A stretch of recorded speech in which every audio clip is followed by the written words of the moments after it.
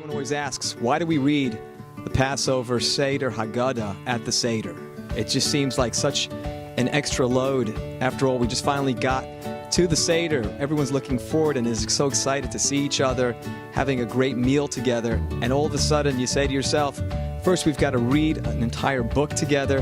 Not only an entire book that's going to take just a few minutes, but it's going to take a long time to read. I want to get right to the food. I want to get right to the meal. I don't have time to go and read a story which seems to be ancient history. So why do we do it? So I think it tells us an incredible lesson about the Jewish people. I think it tells us something remarkable, not only for Passover, but it tells us something incredible for everything we do in Judaism. You see, there are many cultures, might be other religions out there, who say to themselves, we have to just take everything at face value. There's no room for questions. There's no room for anything that you have perhaps in your own thoughts or in your own heart.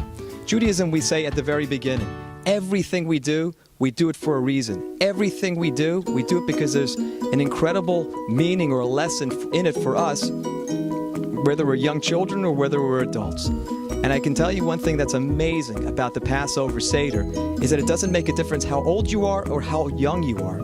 There's always room for questions. Look, one of the first things that we all do when we first learn about Passover is that we learn a song called the Manishtana. What's amazing about the Manishtana is that you see that it's all about the questions.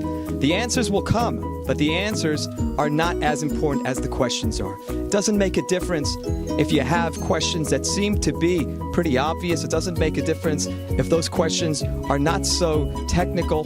Whatever the questions might be, they are valued in Jewish life and they are valued in Jewish living. So, at the end of the day, what's so beautiful about this experience called the Passover Seder? It's the opportunity for everyone to engage in questions with each other. It could be parents asking questions to their children about what they've learned about the Passover experience, but more importantly, we try to get the children involved and hopefully get them to experience what it's like to ask those questions, because one day they're gonna look for those answers, and we want to make sure that at every stage of life, they're reassured that questions are acceptable.